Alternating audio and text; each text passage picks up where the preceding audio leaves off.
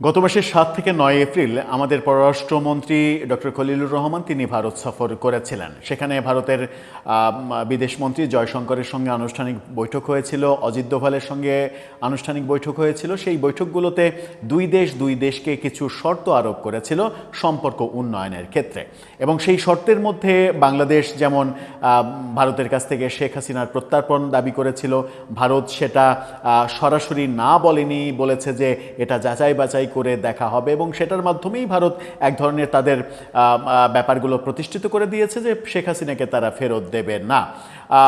বাংলাদেশ ভারতের সঙ্গে অনেক বিষয়েই কথা বলেছে, তিস্তার পানি বন্টন, গঙ্গার নতুন চুক্তি, ভারত বাংলাদেশের মানে এই বিদ্যুৎ বিনিময়, তেল বিনিময়, এই ব্যাপারগুলো নিয়ে আলোচনা হয়েছে। এবং সম্পর্ক নতুন করে তৈরি করা, যে সম্পর্কটা প্রফেসর ইউনূস নষ্ট করেছেন সেটাকে আবার জোড়া লাগানোর যে চেষ্টা, সেই চেষ্টাটা হয়েছে। ভারতের পক্ষ থেকে যে শর্তগুলো দেওয়া হয়েছিল তার মধ্যে ভারতীয় সাংবাদিকদের দাবি ছিল যে শেখ হাসিনার মানে বাংলাদেশে ফেরা, রাজনীতির অধিকার, এটা দেরি হলেও আওয়ামী লীগকে রাজনীতি করতে দিতে হবে, আওয়ামী লীগের ওপর থেকে নিষেধাজ্ঞা তুলে নিতে হবে, সাবেক স্পিকার শিরীন শারমিন চৌধুরীর জামিন দিতে হবে, চিন্ময় প্রভু তাদের যে ইসকন নেতা চিন্ময় প্রভুকে জামিন দিতে হবে, এরকম বেশ কিছু ইস্যু ছিল। শিরীন শারমিন চৌধুরীর খুব দ্রুত জামিন আমরা দেখেছি, এবং জামিনের মাত্র 4 ঘন্টার মধ্যে তার কারামুক্তির ঘটনাও আমরা দেখেছি। এরপরে চিন্ময় প্রভুর একটা মামলায় জামিনের ঘটনাও দেখেছি। এবার চিন্ময় প্রভুর নামে যে আরও 5টা মামলা সাজিয়েছিল প্রফেসর ইউনূস মেটিকুলাস ডিজাইনে, সেই মামলাগুলোর জামিনের শুনানি শেষ হয়েছে।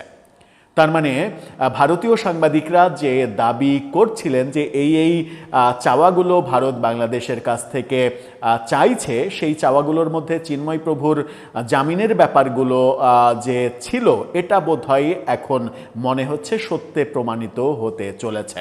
চিন্ময় প্রভুর জামিন শুনানি শেষে আদেশটা একটু পেন্ডিং করে রাখা হয়েছে। এই আদেশটা রোববারে হবে। কি আদেশ হতে চলেছে? তাকে কি জামিন পরিপূর্ণভাবে দিয়ে কারামুক্ত হতে আমরা দেখব, এবং সেই ঘটনার মধ্য দিয়ে এরকম ব্যাপার প্রতিষ্ঠিত হবে যে ভারত বাংলাদেশের সম্পর্ক উন্নয়নের ক্ষেত্রে যে বাধাগুলো প্রফেসর ইউনূস তৈরি করেছিল, সেই বাধাগুলো দূর করার চেষ্টা বর্তমান সরকার করছে। চলুন একটু জেনে দেখি চিন্ময় প্রভুর এই মামলা নিয়ে কি বলছে গণমাধ্যম, কি ঘটেছে আদালতে। থাকবেন পলিটিক্স টিভির নিয়মিত আয়োজনে।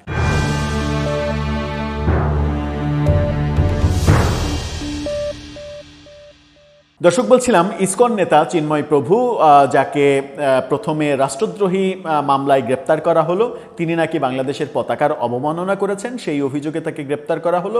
মূলত বাংলাদেশের সাম্প্রদায়িক গোষ্ঠীর দাবির প্রেক্ষিতেই তাকে এই গ্রেপ্তার এবং হেনস্থা করার ঘটনা ঘটেছিল।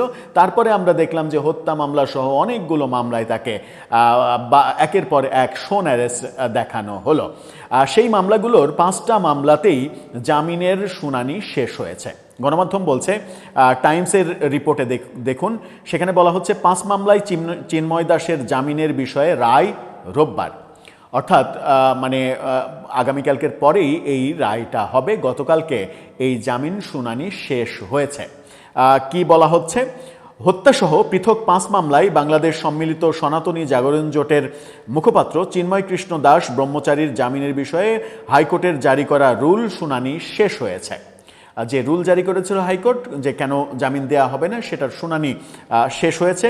বৃহস্পতিবার শুনানি শেষে বিচারপতি কে এম জাহিদ সরওয়ার ও বিচারপতি শেখ আবু তাহেরের সমন্বিত হাইকোর্ট বেঞ্চ রোববার রায় ঘোষণার দিন ধার্য করেছেন। তার মানে রোববারই ঘটনাটা ঘটতে চলেছে, যে আলোচনাটা আমাদের পররাষ্ট্রমন্ত্রীর ভারত সফর কেন্দ্রিক উঠেছিল, এবং যে ব্যাপারে জোর দাবি জানাচ্ছিল ভারতীয় সাংবাদিকরা, এবং তারা বলছিল যে এটা ভারতের শর্তের মধ্যে অন্যতম একটা শর্ত ছিল। আদালতে চিন্ময় দাসের পক্ষে আইনজীবী অপূর্ব কুমার ভট্টাচার্য ছিলেন শুনানিতে। এর আগে গত বছরের 1 সেপ্টেম্বর রুল জারি করেন হাইকোর্ট। জাতীয় পতাকা অবমাননার অভিযোগে রাষ্ট্রদ্রোহ মামলায় গত বছরের 30 এপ্রিল হাইকোর্টে চিন্ময়ের জামিন মঞ্জুরের পর ওই 5 মামলায় গ্রেপ্তার দেখানো হয়। মানে ওই যে পতাকা অবমাননা মামলা, সেটার যখন জামিন হলো তখন মেটিকুলাস ডিজাইনে তার বিরুদ্ধে আরও 5টা মামলা সাজিয়েছে প্রফেসর ইউনূস সরকার, যেন কোনোভাবেই তার জামিন না হয়। এবং এটার মাধ্যমে ভারত বারবার দাবি করেছে বাংলাদেশে সংখ্যালঘু নির্যাতন হচ্ছে, বাংলাদেশে সংখ্যালঘু নির্যাতনের হাজার হাজার ঘটনা প্রফেসর ইউনূসের আমলে হয়েছে, অন্তত 60 থেকে 70 জনের মৃত্যুর ঘটনা ঘটেছে। ভারত দাবি করেছে 2900-র বেশি সংখ্যালঘু নির্যাতনের ঘটনা ঘটেছে। বাংলাদেশ সরকার দাবি করেছে যে 60 থেকে 70টা ঘটনা ঘটেছে, এবং বাংলাদেশ সরকার একজনের মৃত্যুর ব্যাপার স্বীকার করেছে, কিন্তু ভারতের পক্ষ থেকে বহু মৃত্যুর দাবি করা হয়েছে। যে মৃত্যুর দাবিগুলো করা হয়েছে বাংলাদেশ সরকারের পক্ষ থেকে বলা হয়েছে সেগুলোর সঙ্গে সংখ্যালঘু নির্যাতনের কোনো সম্পর্ক নেই, যে সরকারের দায়িত্বে ছিলেন প্রফেসর ইউনূস। 2024 সালের 31 অক্টোবর নগরের চাঁদগাঁও মোহরা ওয়ার্ড বিএনপির সাধারণ সম্পাদক ফিরোজ খান বাদী হয়ে কোতোয়ালি থানায় চিন্ময় কৃষ্ণ দাস ব্রহ্মচারী সহ 19 জনের বিরুদ্ধে রাষ্ট্রদ্রোহের অভিযোগ করেন। এই মামলায় একই বছরের 25 নভেম্বর চিন্ময় কৃষ্ণ সহ কয়েকজনকে গ্রেপ্তার করা হয়। এদিকে রাষ্ট্রদ্রোহ মামলায় গ্রেপ্তার চিন্ময় দাসের জামিন নামঞ্জুর হলে তার অনুসারীদের হট্টগোলের প্রেক্ষাপটে 2025 সালের 26 নভেম্বর চট্টগ্রাম আদালত প্রাঙ্গণে সংঘর্ষ হয়। এ সময় আইনজীবী সাইফুল ইসলামকে পিটিয়ে মারা হয়। সেই মামলাতেও চিন্ময় কৃষ্ণ, যিনি জেলে রয়েছেন, তাকে আসামি করা হয়েছিল। এই ঘটনাগুলো ঘটেছিল। এখন সেই ঘটনাগুলোর অবসান ঘটবে রোববারে, নাকি ঘটনাগুলো আবারও জিইয়ে থাকবে কিংবা জিইয়ে রাখা হবে, সেটাই এখন দেখার বিষয়। তবে ভারতের সঙ্গে সম্পর্ক উন্নয়নের ক্ষেত্রে চিন্ময় কৃষ্ণ প্রভু যদি একটা ফ্যাক্ট হয়ে থাকেন সত্যি, তাহলে আমার মনে হয় যে এর আগে প্রফেসর ইউনূস আদালতের ওপরে হস্তক্ষেপ করে, আদালতকে প্রভাবিত করে যেভাবে তার জামিন স্থগিত করা এবং একের পর এক মামলায় তাকে ফাঁসানোর ব্যবস্থাগুলো করেছিল, সেই ঘটনা যদি বর্তমান সরকার না করে, আদালতকে যদি স্বাধীনভাবে চলতে দেয়, এবং বর্তমান সরকারের সেরকম ঘটনা আমরা এখন পর্যন্ত দেখিও নি, তাহলে মনে হয় রোববারে চিন্ময় কৃষ্ণ দাসের জামিন হতে চলেছে। আর জামিন হলে তিনি যে কারামুক্ত হবেন, তার নামে যে নতুন কোনো মামলা দেয়া হবে না, এটা মোটামুটি নিশ্চিত করে বলা যায়। দর্শক, আপনার কাছে কি মনে হয়? আপনার মতামত জানিয়ে লিখতে পারেন আমাদের কমেন্ট বক্সে।